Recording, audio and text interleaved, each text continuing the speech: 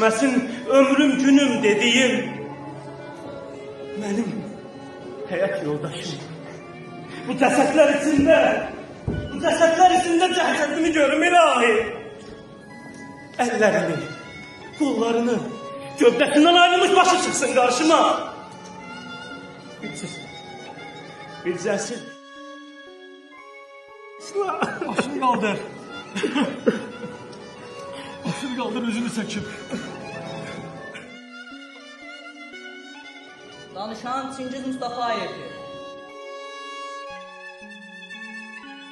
O vaxt Karabağ çiziliydi. Bugün ise tarih çiziliydi.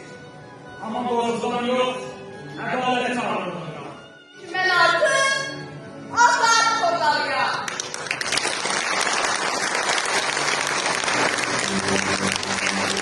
Bir amalla, bir arzuda yaşamışız bütün bu iller arasındaki bu torbalara gayda ve gaymış. Ermənistan ordusunu məhv etdik. Ermənistan ordusu belə olacaq.